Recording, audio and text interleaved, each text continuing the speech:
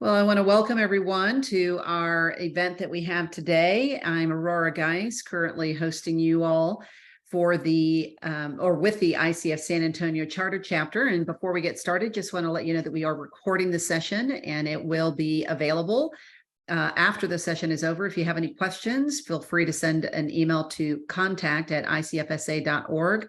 We do ask that you be as authentic as possible on these sessions. That's where the true learning and the experience begins. Just a few quick announcements. We do have peer coaching that is available. It is a reciprocal coaching offer that we have for ICF San Antonio members. The way it works is you just go online, check out our members, see who has checked off the box to become a peer, to be engaged in peer coaching. You can reach out to them, set up the agenda and the timing for when you'd like to connect with them and get to your peer coaching.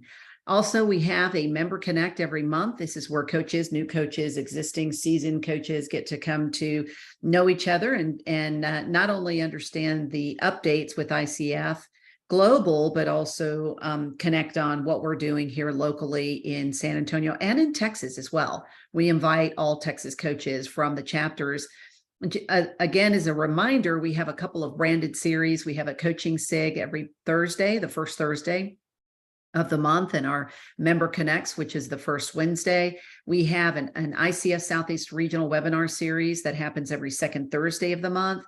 And we have a partnership with the Association of Change Management Professionals and ICF Texas partners, and we have an event every quarter. In-person events are coming soon, especially with ICW coming up in May. Future events that we have coming up are the Member Connect that I mentioned in May. International Coaching Week is May 8th through the 13th. The virtual coaching conversation, which is hosted by ICF Austin, is May 12th.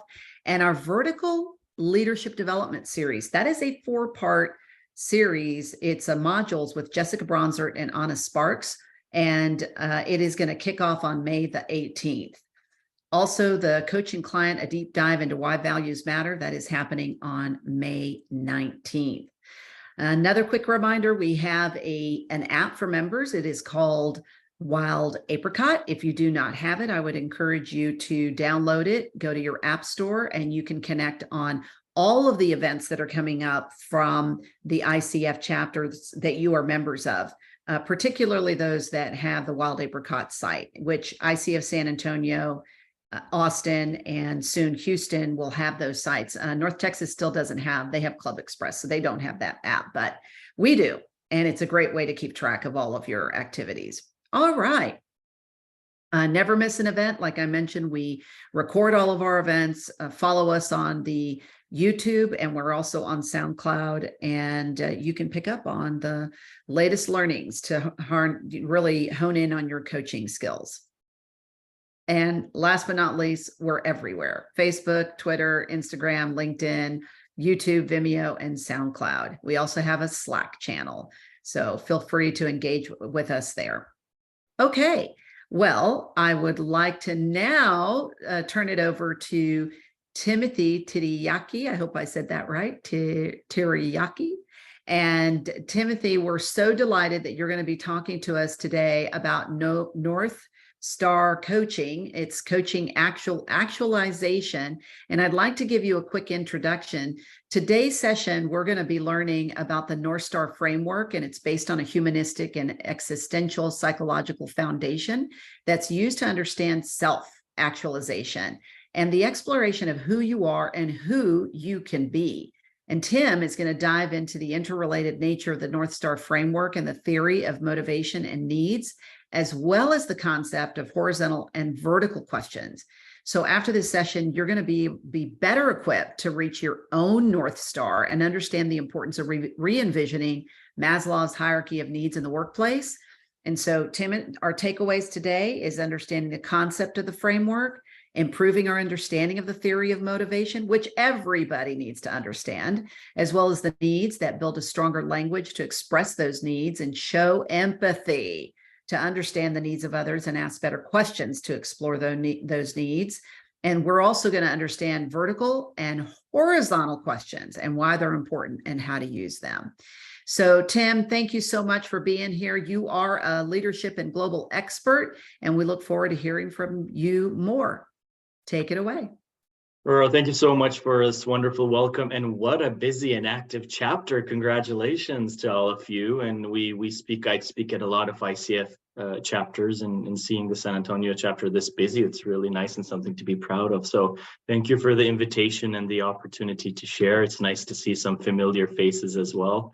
So let me start sharing, and in a little add on to the introduction, that what I'm going to share with you today is coming from both theory, research, and practice. I'm also a PhD candidate at Simon Fraser University, about to finish my PhD in the coming 6 months. So fingers crossed to celebrate Dr. TT in this year with my coach colleagues in the community. I'm a PCC coach. I've been coaching since 2007. In the coming year and a half, I'll be going hopefully towards my MCC as well. So what I'm going to share today is a mixture of the last 10 years of practice, which eventually, I didn't first start with research, honestly. Start first with practice. From the practice, then I want to add deepen my knowledge on this, hence continued in higher education and complete master's and then PhD, while advancing my coaching practice as well as leadership development. And for me, I found many key components converging. And I think the COVID era has been the key synthesis for me, where I established Maslow Center for Executive Leadership, Maslow Leadership. And we start to bring together two areas. One is individual development, which I call that space of self-actualization of an individual, but also the organizational actualization, culture actualization. So what happens at the system and the organization level? And usually initiatives are either one or the other. The ones that are systematic, organizational, usually doesn't always reach down to individual, and individual initiatives don't go usually to the systems and the organization. So at Maslow, we kind of bridge those two paths of both individual growth development and organizational growth development. Now, today's focus, though, to highlight, it's on that individual development path.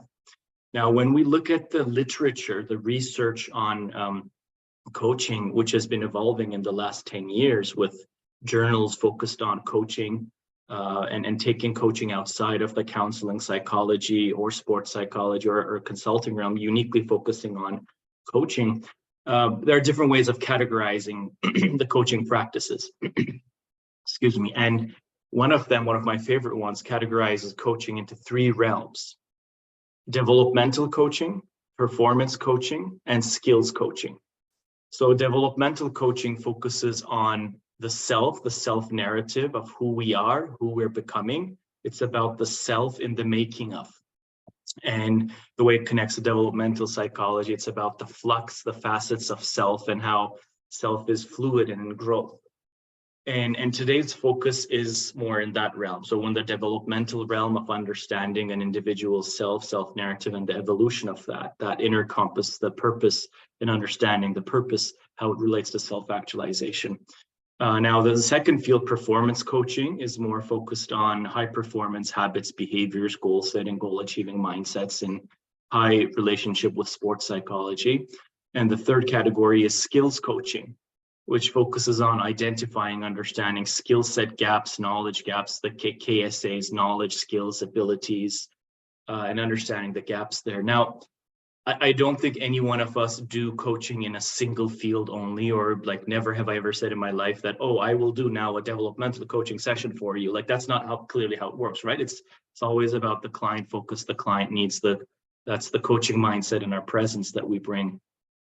Yet in the coaching practice, we get to acknowledge and understand what are we working on, and especially as the coaching competencies remind us to focus on the who, not just the what, right? So focusing on the person, not the problem, coaching the person, not the problem, and turning off that problem-solving mode. It's a great reminder to focus on the who. Now, when we talk about who, it's about the developmental coaching aspect. And over the last 10 years, I've been conducting a mixture of workshops, retreats, corporate, individual, person, and also coaching sessions to help people work on their North Star, their calling, And over my PhD, as I started to look into this North Star exploration from the perspective of self-actualization. And I'm going to share with you today, from a theoretical and practical perspective, how I put together the Maslow's hierarchy of needs, the theory of motivation and self-actualization, and working on our North Star. So that's the focus of today. Looking at some of the heads in the room, does that sound appealing? How does that sound to you?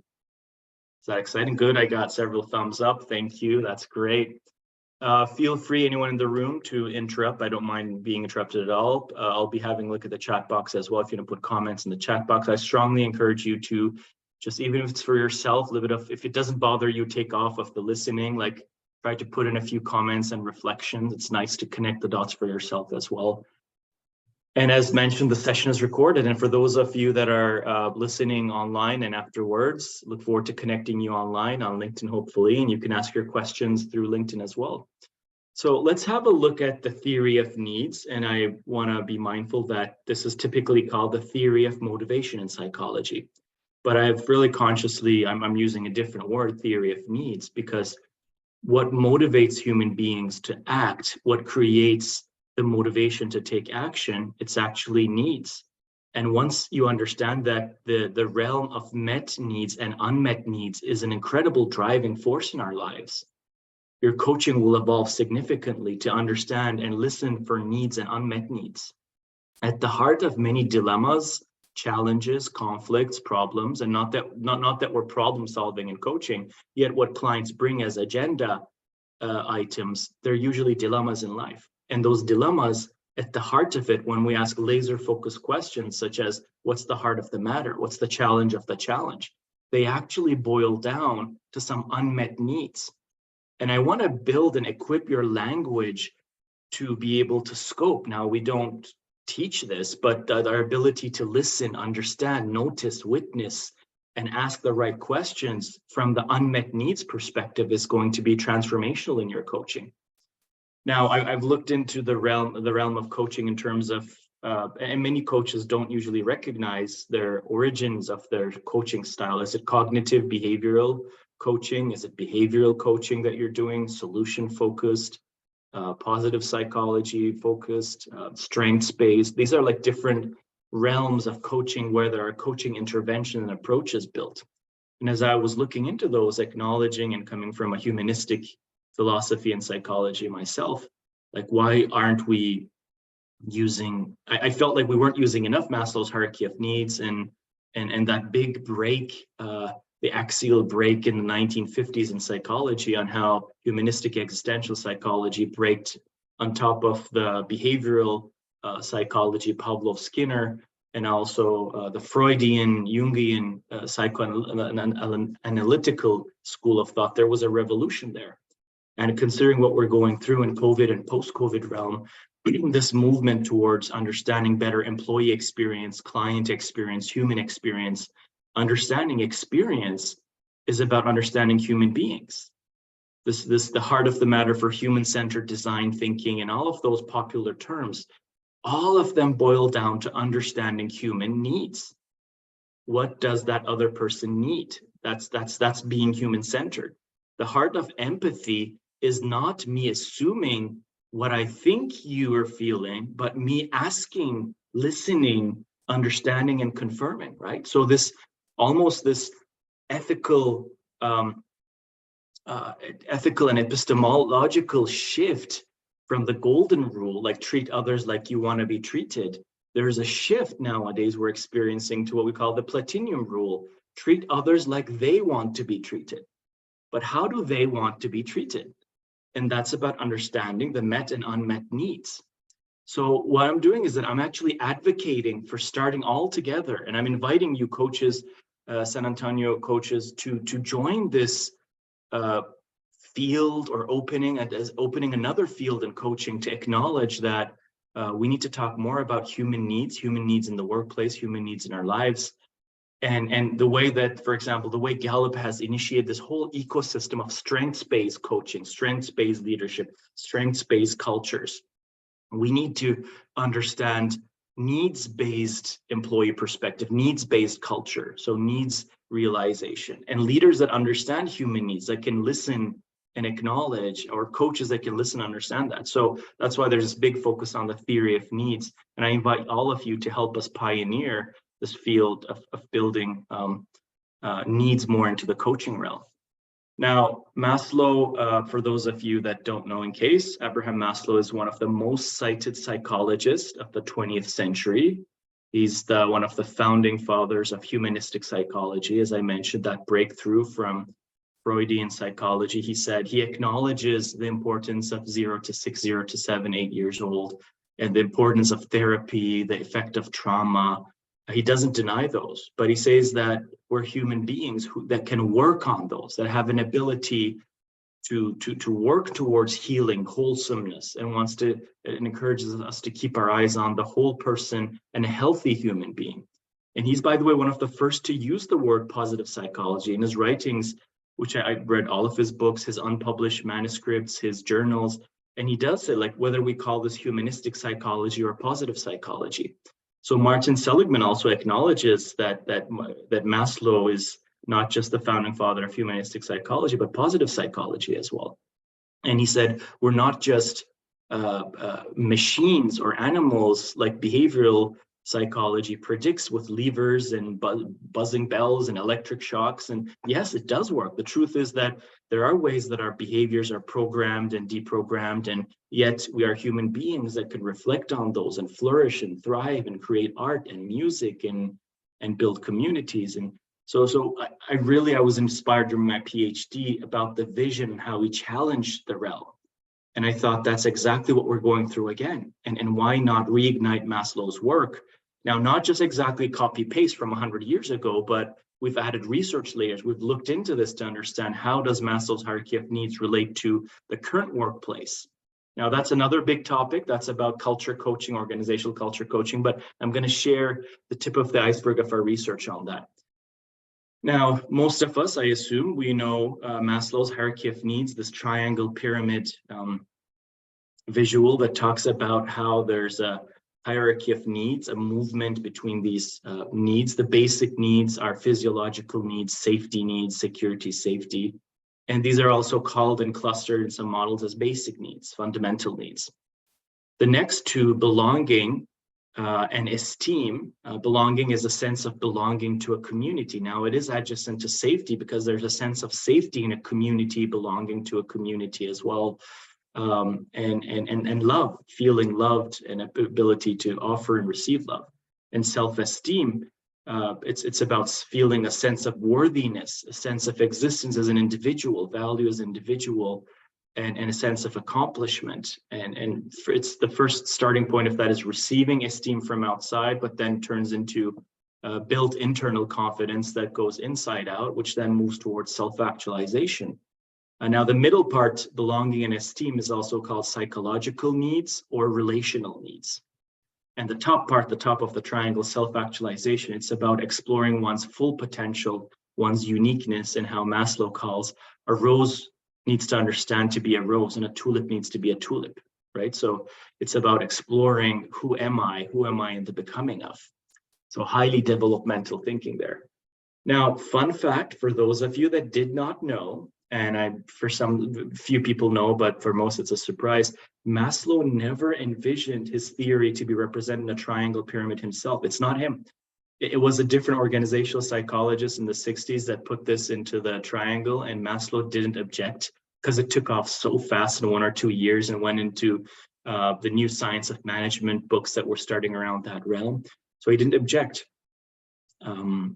Yet it wasn't a triangle. So he talks about progression of needs. Now, in the first half of his career, he writes a little bit more about the needs hierarchy linearly, but in the second half of his career, he deeply acknowledges, and looking into other work in the field, that there's an interrelatedness of needs. That's not like a level unlocked. Now, a myth about, let's debunk a few myths about Maslow's work. Number one, he didn't put this in a triangle. Number two, that these are not sequential level. It's not like level 1 finished, level 2 unlocked, like new doors open. It's not like that. It's dynamic. Now I'm going to show you a page on this. It's dynamic waves, and in any given moment you can feel multiple needs. But I'm going to say in self-actualization because that's the vision, and the vision is a movement towards psychological health, the full development of the whole person. And I call this the process of reaching towards our best selves or wise selves. And there are several related theories. So Carl Rogers, the fully functioning person, Jung's individuated person, Max Nelf's, when we look at this, and I'll share his model, the satisfiers, internal satisfiers, external satisfiers. It's about a shift towards internal satisfiers, finding your internal motivation. And that's very much comparable to the philosophical idea of happiness, of hedonistic happiness and eudaimonic, and there are a few different ways of pronouncing eudaimonic happiness. Hedonistic happiness is from outside in, you're looking to satisfy it from outside. And eudaimonia is this internal bliss where you find inside yourself, whether you call that the soul, the heart, the meaning, the purpose, right? So self-actualization, you can connect it to a lot of philosophical points, but also a lot of research-driven points. And another thing I'd like to debunk is that some might think that, oh, self-actualization, another self-centered Western American, North American concept, me, I, that's not the case, because in the research, self-actualizing people are highly selfless and altruistic. So the self-actualization, it's not about the self-centeredness. Now there's false self-actualization, and by the way, several leaders that I worked with that would claim they're self-actualized, I think they were false, pretend self-actualized, and highly stuck in esteem and self-esteem and confidence issues, and sometimes like dropping in their lives with different need levels. And I love this vision. One of his book's titles is "The Farther Reaches of Human Nature." And isn't that what we're exploring as coaches with our clients? Like, how do we help them get to the farther reaches of who we can become as an individual, as a society? So reigniting this with the right language, right knowledge is really valuable. Now I'm going to share. We're not the only one. There's this movement, I call it this neo-Maslowian movement of reigniting this, because now we know the realms of solution-focused coaching, which is like what if you had the magical wand and everything was perfect? What would it look like, right? Just like it's a breakthrough, but it's highly, again, it's solution-focused. But what about the who? Who am I becoming, right? So strengths-based coaching is a good introduction. Living your strengths is part of your self-actualization, but I'll show you today in our model, like your strength is one part of your self-actualization. So whenever you talk about strengths, there's this like, you feel like you're breathing, you're like, it feels good because you're tapping, you're going above the line into that place of North Star. But there are other pieces of that we need to acknowledge, and hence this whole humanistic realm. And for those of you that know or might be curious, but what about transcendence, self-transcendence? Tim, like Maslow, towards the end of his career, to find another place.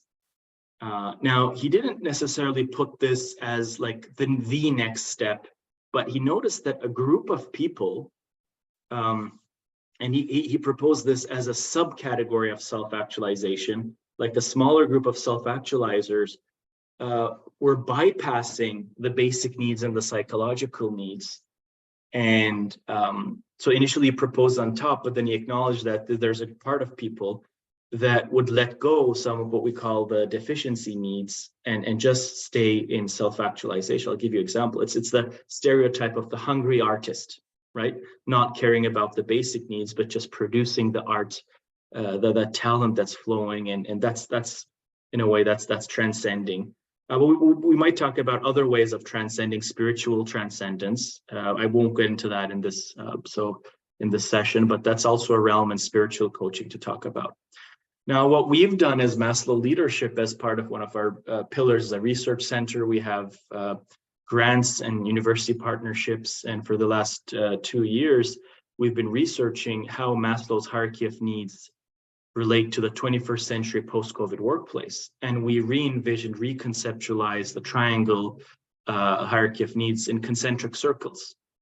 So this was, I think the concentric circles represent way better our interdependence, as a species, growth, stepping out of our comfort zone, right? The wave, instead of less people on top, it gives a sense of expansion and growth. I think it's a better visual metaphor, and I encourage you to use this as well. Now, when we look at the clustered version, the simplified version, so the first circle is basic needs. It's the physical and safety needs. The second circle is relational or psychological needs of belonging and esteem. And the third one is growth needs, self-actualization. And for those interested, like a fourth circle or a subsegment is transcendence.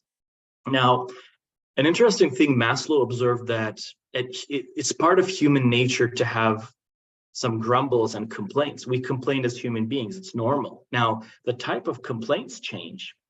Now, the basic grumbles, although in Maslow's writing talks about this as low grumbles, we decided to not call them low grumbles. I don't think any human being having basic need issues is low. So, but the basic grumbles of food, safety, shelter. And then there are higher grumbles that are about belonging and esteem. And I would call, like, typically, like most of the clients that would be interested or paying for coaching, they mostly bring high grumbles, sometimes like less basic grumbles, but a lot of high grumbles is our day-to-day work, right? And then meta grumbles. Now the meta grumbles, and that's where there's like an ability to listen and notice in those challenges. There are actually some complaints about ethics, about truth, beauty, justice, respect. And when we can listen and understand, and I'm noticing that you're actually highlighting in a subtle way some unmet values here. Like, it sounds to me like you're trying to live some values. What are those? When you bring people into the realm of North Star, of values and vision and purpose, it's a game changer. It's like looking at the busy street from the 10th floor and seeing that the street might be full, no parking on this street, but around the corner or the one street back, there are parking spots there, right? So that elevation gain awareness. So being able to notice meta grumbles. Now the space of transcendence, that's enlightenment, nirvana. That's like no self, no grumbles, full acceptance. So another point that I mentioned is that we see needs as a dynamic process. They're like waves of functions. At any given moment, you might have multiple needs, and you might be, by the way, here's another important point to write down. Needs are prioritized based on context and culture. Needs are prioritized based on context and culture. So you had a bad food night, next day you're at work and you know you're not going to have, you're going to skip lunch or something, or you're just going to have a healthy food. Like you feel the basic need, you feel physical pain. There's a physiological need of not eating, but then the team decides to go somewhere for lunch, and then you tag along, and then everyone is ordering wings, and then you find yourself ordering wings. You know your body, but what you're doing is you're actually prioritizing based on the context and the culture. You're prioritizing belonging over some of your body's physiological needs that's clearly speaking to you. So that's an example. There are many different examples of how we prioritize based on context and culture. That's a good reminder for the updated 2019 ICF core coaching competencies. Have 4 or 5 more mentions on context and culture than previous competencies. So that exploration of context and understanding the individual culture, the workplace culture, that those are important things to consider. And many coaches, when we work with individuals, we don't probe into enough the organizational culture, the team's culture. And then there's this pumped up leader you've coached, they go back into a system, a culture, they hit the wall, they come back deflated because we haven't considered the context and culture enough and how that affects the needs. So good points to remember. So listening for needs and unmet needs, hearing and exploring those, understanding they're interrelated, and then what's the context, the situation, the team's dynamic, the culture there that will change the way we prioritize. Now, another aspect of that middle level, now a lot of the coaching clients bring challenges at the middle level, and they're trying to reach towards self-actualization. There's this like inner calling towards self-actualization, but there are things that hold us back or limits us. And when we look at, again, culture in terms of how do we actualize, and that was one of the critiques of Abraham Maslow's work, that it was too North American centric. It wasn't cross-cultural enough. And that does have some fair points. For example, when looked into some cultural dimensions, like Hofstede's cultural dimensions, from individualistic societies and collectivist societies, there's a difference of what we call the actualization path. In some societies, belonging is closer to self-actualization. Through community, you actualize. Like Nordic cultures, some Asian, some African, South American cultures, they see belonging as closer to actualization. In more individualistic societies, through self-esteem, you work towards self-actualization. So the we-us arch or the me-I arch, and both are possibilities. Now, here's an interesting parallel. Like even when you look at, for example, to let you know, I do not identify as a Buddhist, but I love learning from all life philosophies and religions. And even in Buddhism, like there's a path of enlightenment that's more on the individual retreat, like the 20 years in the mountain, in the cave, the monk that lives there, right? It's that individual path of transcendence. And then in another path, in a different school of thought in Buddhism, it's through the Bodhisattva, where it's devotion to others, and the view that we either get enlightened together or not, and then you devote yourself to service of humanity and help lessening of suffering, right? And so even in the same philosophy, you can see the divide of that. And we call that the we, us, and I, me arch. Now, and that's where there's a lot of coaching opportunities to acknowledge also the needs realm. So sometimes people that have overextended in the I, me, if they're overextended, and I call that hyper-individualism. Now, what those people need and the struggles they have in their lives, the loneliness or any other like attachment issues, and again, we're not therapists, we're not going back to that, but the need now is actually to move towards the we, us. So helping those people find a sense of we, us is a balancing from this overachieved hyper-individualistic place. Now, there's the other opposite. There's some hyperextension into the collective self, and that whereas there's a loss of who am I? I don't even remember who I am anymore. In some, for example, sometimes some social service workers, frontline workers. I've heard this from a lot of mother participants who join programs and like leaders and women leaders. They said like, oh, that's really familiar, right? You like the sacrifice, the self-sacrifice for family and company or others. And so there's a sense of where you need to balance and move towards individualization.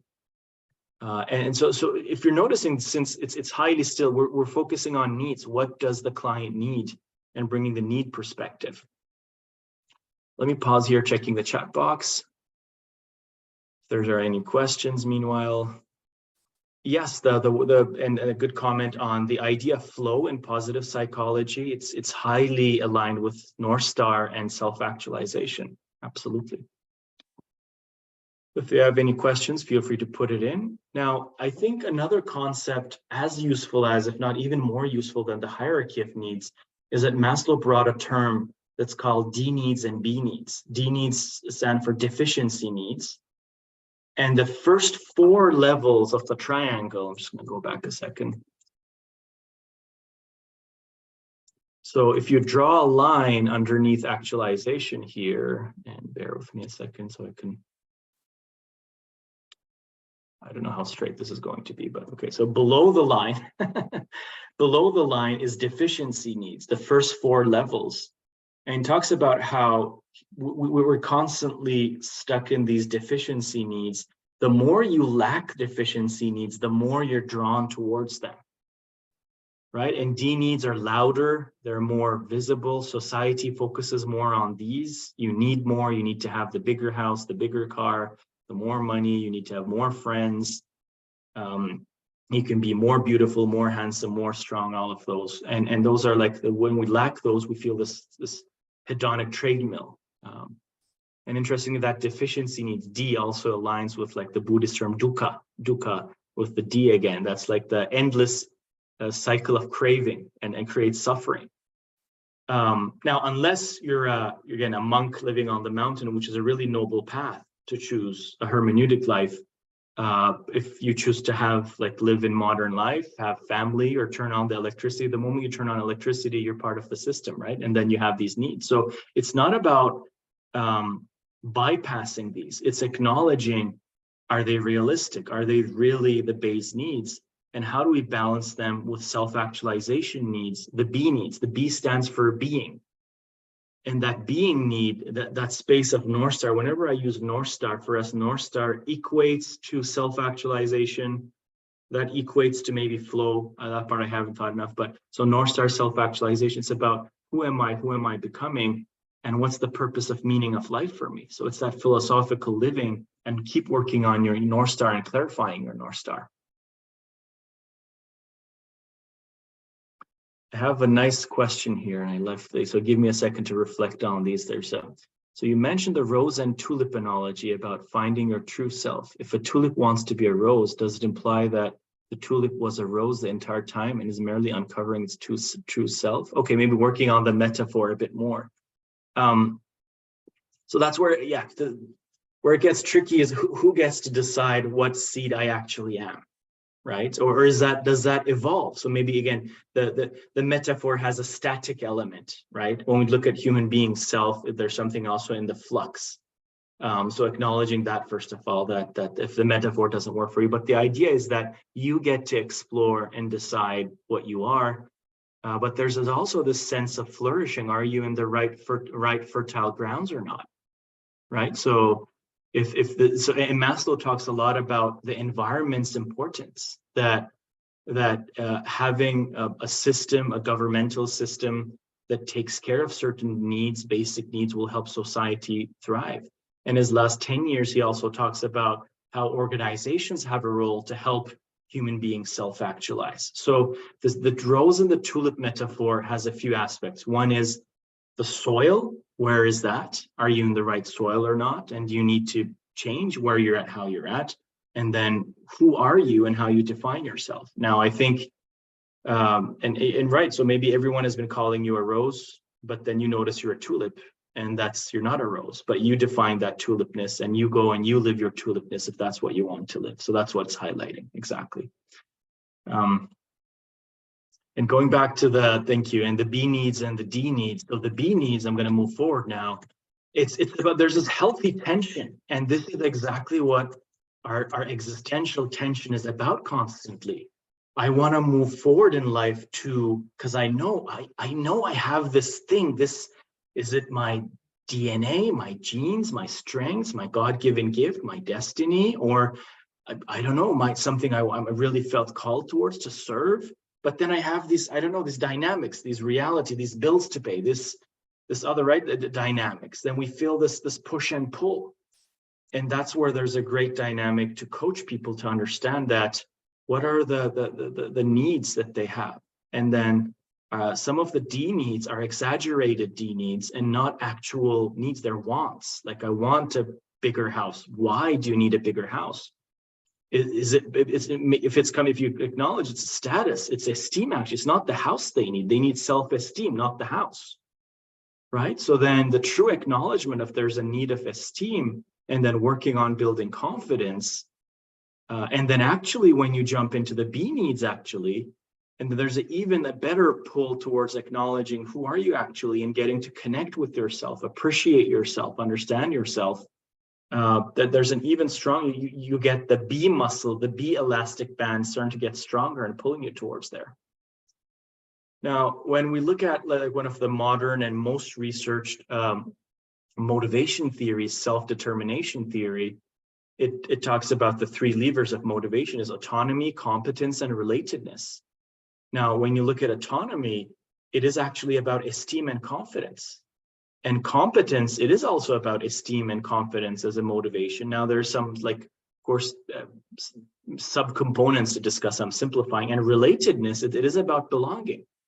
So when you look at the current dominant motivation theory, it's primarily about the middle part and not as clear as much on the self-actualization or the North Star clarity. No wonder when strengths realm comes up, people feel so inspired, because it is the self-actualization place. Now, I'm going to take little review of a few different like expansions of motivational models, and one of them is Richard Barrett's 7 Levels of Consciousness. I had a chance to talk to him and talk about his model and our model of Maslow. And now what Barrett's model talks about is builds on Maslow's hierarchy, level 1, 2, 3, but then it takes self-actualization and pops it up open into 3 more levels. And there's an acknowledgement of like a willingness to transform. And then step 5 is internal cohesion.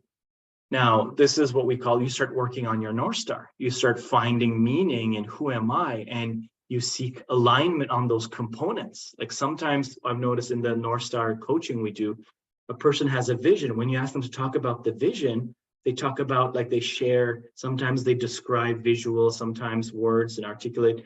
And then somehow you move into goals, but then you start hearing different types of goals. And you notice this inconsistency between vision and goals. So there's a lack of internal cohesion. So the alignment of North Star piece is really critical.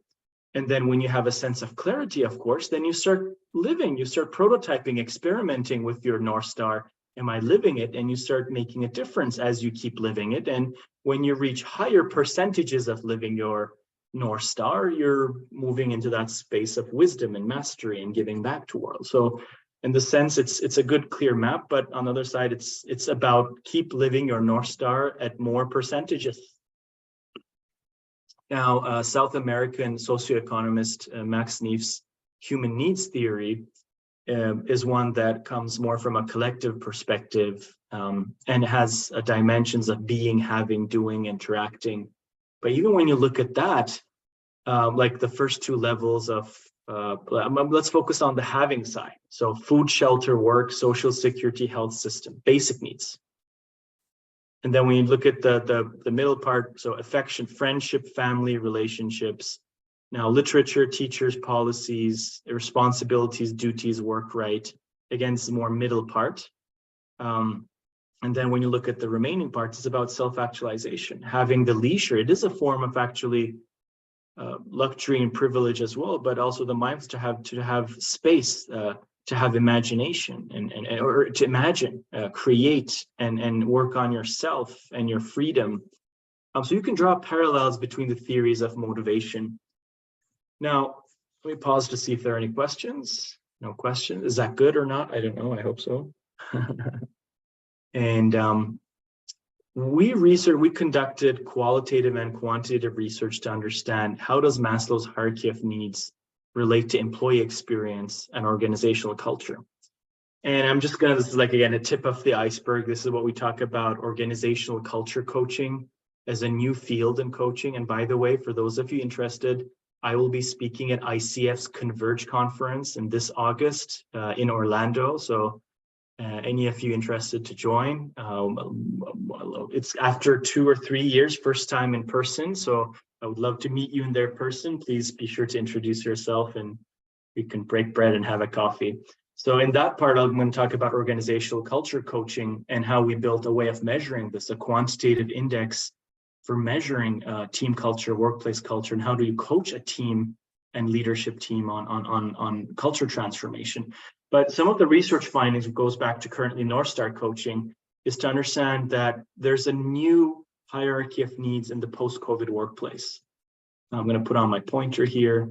So the basic needs at work, what we found is that most fundamental basic need in the workplace is onboarding. When onboarding is not done properly, it has a big effect on the whole organization's well-being and engagement and actualization and job security. So these 2 are the fundamental basic needs. And then having the right balance of compensation benefits, well-being, physical and mental well-being. And for those that are curious, like the flex working does fall under this in terms of people see in our research, we noticed that the flex working is seen as a contribution to well-being, and it's a basic need now. I would speculate, I didn't do this 10 years ago, but well-being was probably more of a luxury 10 years ago. Companies focusing so much. Nowadays, it's like a basic need. Are you helping me with my well-being? If not, like, I'm not going to stay here.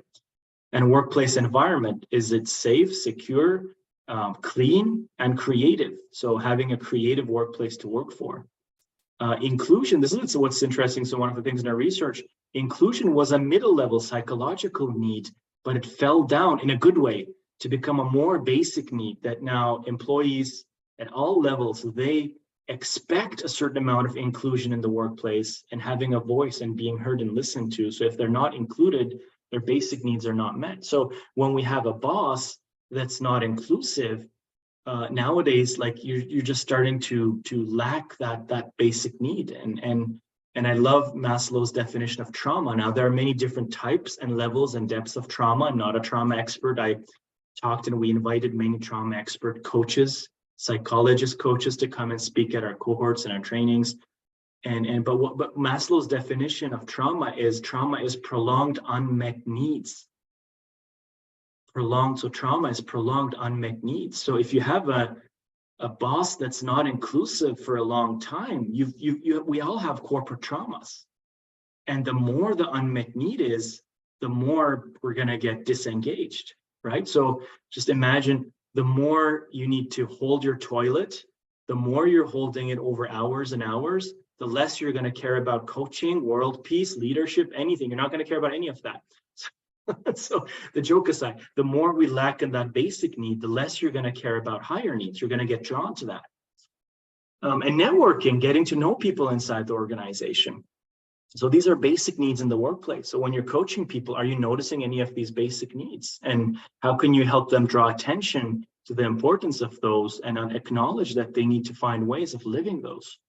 And then friendship, belonging, collaboration, the positive relationships, the camaraderie. This is about being good corporate colleagues and not being like, not creating toxic environments in the workplace. It's a sign of also as a peer-to-peer, as an employee, as a worker, that there's a role to play in not creating a toxic environment. And then long story short, in the growth needs, all 10 of these factors, they were all about leadership. So this was yet one more proof, as Gallup's book in 2019 talks about, it's the manager, it's the leader that makes the whole difference. And the saying that people join organizations but leave, managers. An individual self-actualizes in the workplace through their leader, through their relationship with the leader, and how the leader coaches and mentors and etc. So just listening, that does your coachee have some growth needs in terms of their relationship with their leader? If they're in conflict with their leader, they won't be able to self-actualize, and they're having that dilemma. They want to self-actualize, but they can't in that workplace. So how do you reconcile that? I don't know. I don't have formula. It's just about the exploration, right? The reflection of that. So as starting point so Tim, tell me, what do I do as a coach? Like, what is the whole idea? Great ideas, great concepts, great literature, theory, all of that. What is it that we do as a coach? So the idea of coaching for needs, coaching for self-actualization, here's the starting point. When you're coaching, when you're establishing the agreement and you're exploring, understand the context, the situation, and the need. And sometimes even it's a really direct, what is it that you actually need about this topic?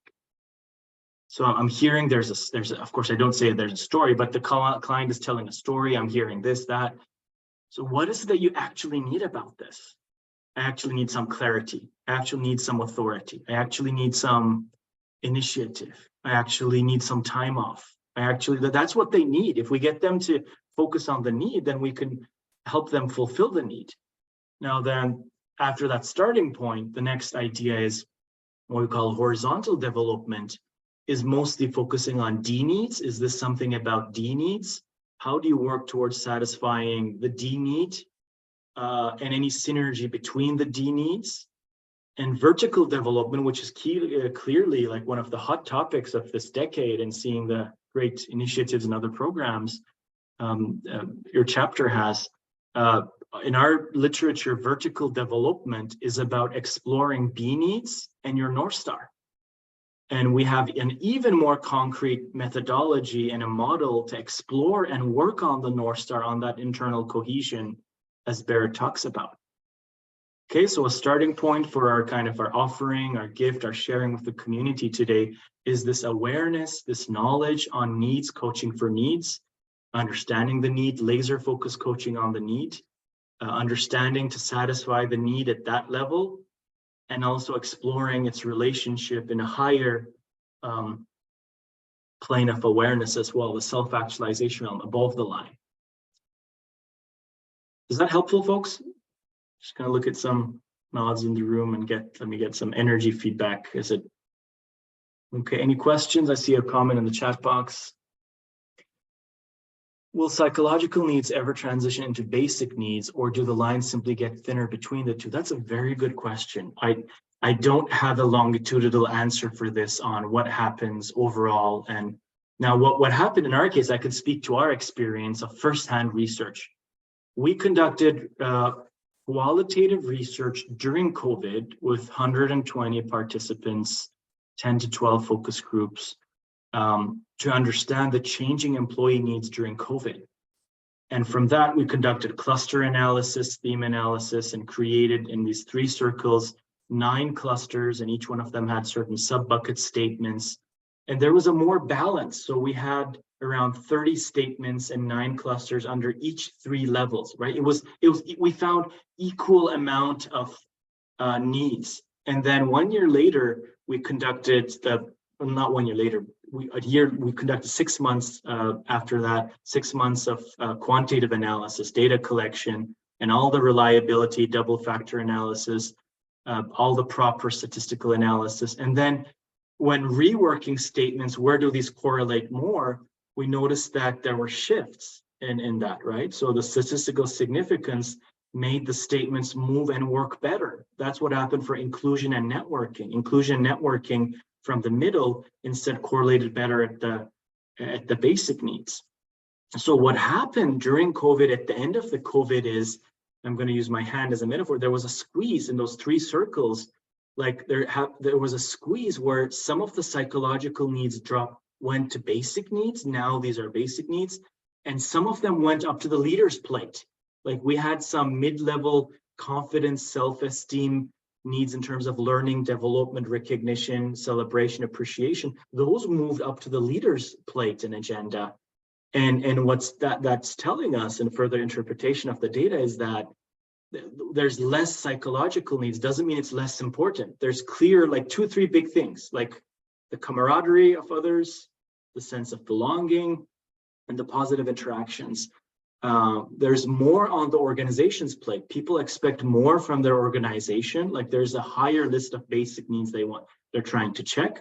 That's why organizational leaders are struggling. They're like, what the heck is happening? Why aren't people staying? Why aren't people happy? Because there's a larger list and there needs to be developed more policies, more alignment with the current needs. And then leaders need to step up. There's more expected from the leaders. The leaders are like, they expect me to manage well-being, manage DEI, manage HR, manage the product, manage the supply chain. What the heck am I supposed to do? Like, right? So there's more on their plate. Now, we're just acknowledging that. That's as much as I can acknowledge, Eric. Now, will this change? And we're going to continue this across continents and cultures. And I hope to keep all of you posted on what's happening. Is this rebalancing back? But what I know is nowadays that people expect more from the company as basic needs. They have really clear needs from the community, and they have really strong needs from the leader. And what they're saying is, for example, is that I don't care about the monthly employee, the best employee of the month, or the plaquette you send me, or the congratulations, kudos letter. I want my basic needs to be met. I want to work in a non-toxic environment. I want to work for a leader that's properly coaching, mentoring me, in a proper role model. Like it's as clear as that. So. Thank you. Now we have a small group here. Maybe we can do just an open platform discussion. Now, by the way, there's an increasing body of research that's looking into the neo-Maslowian work, Maslow's self-actualization. Other one is a great colleague, Dr. Scott Barry Kaufman, host of the Psychology podcast, the most listened to psychology podcast with 1 million downloads. Wow, I'm really good at promoting him, by the way.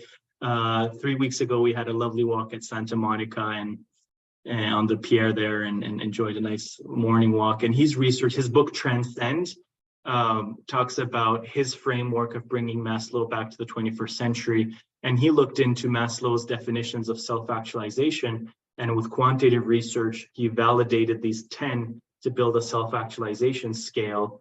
And these are also great like reminders when you want to probe into self-actualization. Besides our North Star framework, it is about understanding what is it that you appreciate about yourself, about others, of life.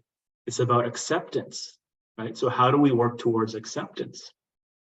How does the word acceptance come into the picture for this? Authenticity of being yourself, equanimity of the self-management, the clarity of purpose, efficient perception of reality. This is overcoming the distortions of life, right? The distortions, the biases, the fallacies, being focused on humanity, the peak experiences, the heightened states of awareness, good moral intuition and values, on having clarity of values and moral interpretation, and a creative spirit. So these are all great topics to probe into, ask and explore and know about these ourselves, to understand that you're tapping into above the line, into self-actualization. Now, a practice we like doing, so considering a smaller size currently, but a good homework takeaway is that reviewing the 10 characteristics of self-actualization of Scott Barry Kaufman, you can Google that, read that.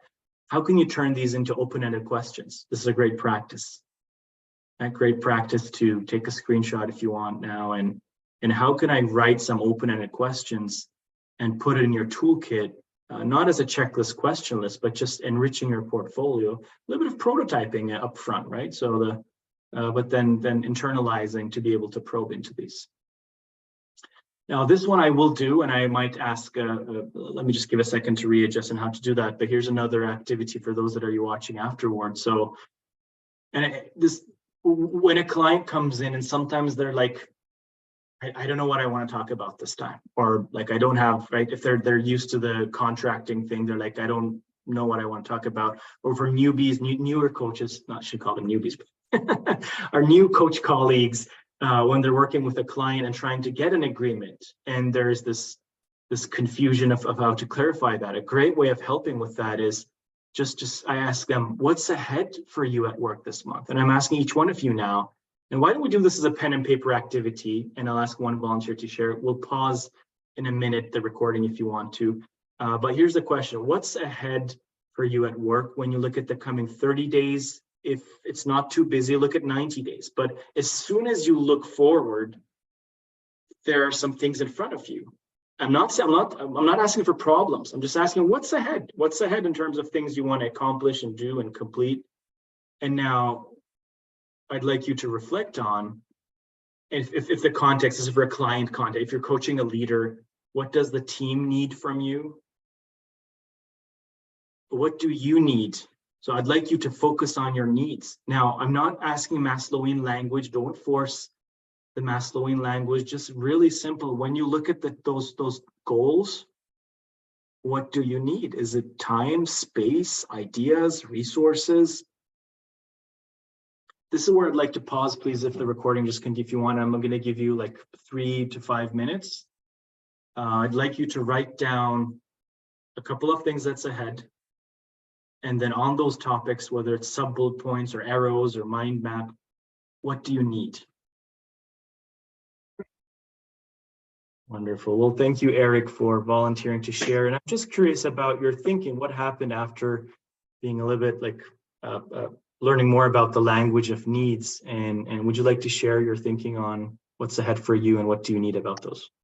Yeah, certainly. So at the beginning, I think it was maybe before the recording came on, I mentioned that we're moving. I'm in a big transition point in my life. I'm retiring from the Army, and we're headed to San Antonio. And so I'm going from a very, so from one set of skills, needs, and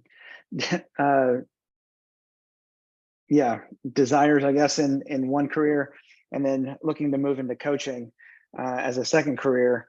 And so what's ahead for me this month is I'm moving. 2, I've got to get an internship set up with a coaching company through the Army to help me in that transition. And then 3, I just generally transition from one career to another. And I'm beginning that process this month, actually. I'm completely detaching from work and looking forward into what's next. Wonderful. Thank you for sharing. Those are significant changes, life changes. So I wish you all the best. So when you focus on what do you need on these? What do I need, or what does my team need? Well, yourself in this case. So Okay. So number one is I need to practice the serenity prayer. I need to know what's within my power, and I need to understand what is not within my power. And sometimes that's a little tough for me. I need to be able to do everything that I can to affect the things I can't control, and then let those things happen that I can't, and then react as best as I can to that. And so one of the things is, these are a bit higher level, I think, but I need peace, and I need to learn how to let go. And so those are two of the things that I struggle with the most. Is I think if I am anxious about something, to me, that seems like progress in my own mind. And I know that that's not the case. And so I tend to get, I guess, overwhelmed in my thinking. And so those are the kind of the two big things: is understand what I can control, what I can't control, and let go of those things that I can't. And then figure out, how do I maintain serenity or peace throughout this process. Mhm. Thank you for sharing, Eric. And I notice again, and I should have followed actually your lead on that. So you mentioned, like, what does your team need question? Is that something you want to tackle as well?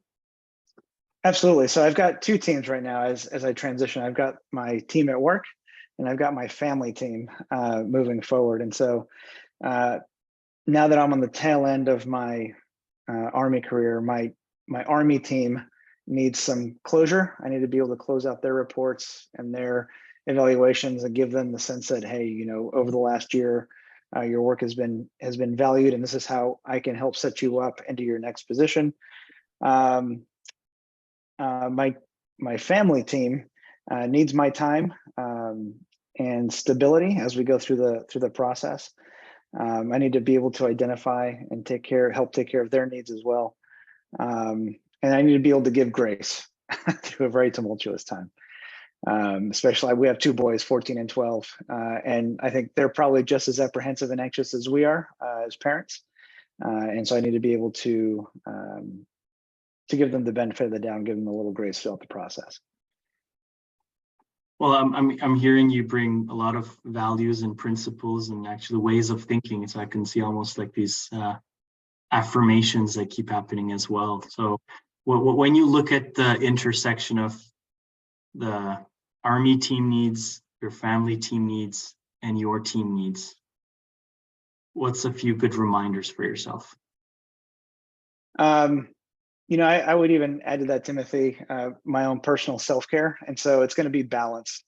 That's going to be the biggest thing, is not giving too much time to the Army team. That's what I'm used to. And realizing that I have to let that go so that I can help my family through this transition and make sure that so to me, that's balanced, just because they don't need as much as my family does at this point. And so making sure that I strike the right balance. And how can we put this into a question? Let me frame it a bit better. So could you please help us frame what do I question on balance for this next chapter when you look ahead? The first word that pops into my head, I'm not sure it's the right one, but it's, how do I apply the balance? How do I make the balance happen? Okay, and that's a wonderful question. Why is this important to you? It's important to me because my family has been through a lot in my career, and now I want to be able to focus on them and make sure that they're taken care of, especially as our boys grow up and leave the home. Want to make sure that we're taking advantage of this time, as they grow into adulthood. And so balance is important to me and my wife in that regard, just because it had been unbalanced before, and balance is now is the point in my life where I can make that decision to be able to apply the balance correctly. Wonderful. Well, Eric, thank you so much for volunteering. Much appreciated. And I appreciate your openness, your authenticity, and contribution. You're welcome. It was my pleasure. Thanks. So I'm sure You also notice that this was a mini establishing agreement contracting practice as well in 5-6 minutes. So helping us come to a topic that we could work on and continue the coaching going forward, right? So I want to remind that for some coaches, I noticed sometimes some ways of starting the coaching session is like, so what's keeping you up at night? So that's directly, yes, it does tackle the challenge for now, but also that's like, it's a slippery slope, all right? Or like what's bubbling nowadays? Like that's not as clear, right? So just like, I think just having a clear outlook on what's ahead for you, and then having that outlook from now to future, and then what would you like to focus on? Why is that important to you? And then bringing needs into the establishing agreement. What are the needs of the different stakeholders? And the moment you bring that multi-stakeholder perspective, there's something coming out of that as well. There's an essence, the heart of the matter is coming out of that. I hope that was a helpful little mini demo for starting on a little coaching for needs and bringing that into the coaching process. Now, going towards the last 10 minutes of our time together, the biggest kind of asset that we've developed over this last 10 years is the North Star framework. And the North Star framework, it's about self-concept clarity. It's about exploring your self-narrative. It's about that philosophical know thyself. It's also about understanding your be needs, your self-actualization. For me, these are all like interrelated, maybe even almost the same thing. And going back to the tulip and the rose example, I love this meme, if you've seen this before, this caricature. So this is about actually an educational system critique, but for a fair selection, everybody has to take the same exam. Please climb the tree.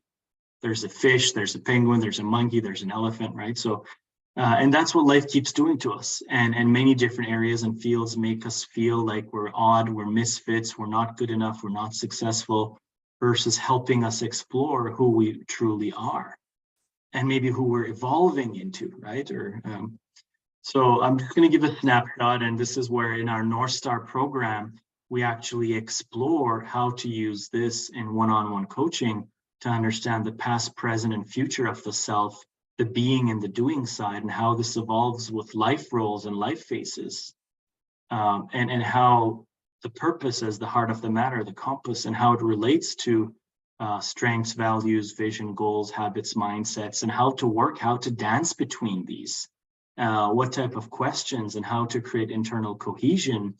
And this is where, for those that want to be career coaches, those that want to coach leaders in the next chapters of their life, and helping them have that inner compass working active, like whether we call it exploring North Star, finding, defining, redefining.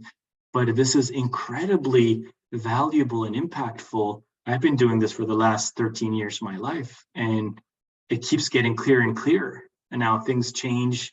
It's rework, it's a flux. But developmental coaching and coaching for self-actualization, our realm, it's about working on this and how to work on this. That's where there's an art and science. And yes, it is the heart is the why.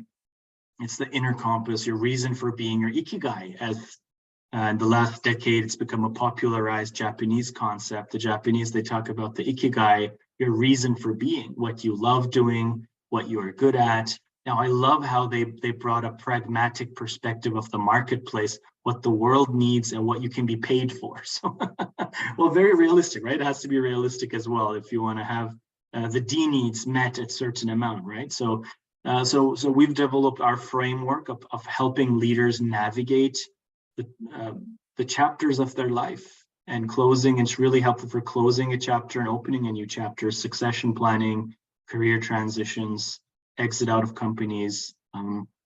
So for those coaches that want to add, again, what we're encouraging, so we've created, this is a unique offering for ICF San Antonio, and there's a great discount. There's a 50% discount for the first 20 participants, valid for 1 month only. And on the purchasing page, if you use the promo code ICFSA, all uppercase 50, for the first 20 participants, there's a 50% discount. And if you're listening to this audio recording, you can use that as well, as long as the spots are available. So we look forward to helping you equip yourselves more. Hopefully today was even a good, strong value enough. And in the North Star coaching program, it's a 12-hour CCE program. And the first half of it, it's about how to conduct high impact one-on-one coaching sessions using the Maslowian coaching funnel. And the second half, it's about the North Star coaching model and those pieces, puzzle pieces, and how they work together. So we'd be happy to see you become a North Star coach and use this in their toolkit. And then hopefully we have more and more impact from this point and onwards. So thank you so much for joining. Don't forget to have a look at maslowleadership.com. Please follow us on LinkedIn and feel free to connect with me on LinkedIn if you have any further questions. I'll just pause here for a second to check any questions. I'm checking time. We're going to finish a little bit earlier than planned, but if you have any questions, now is the time.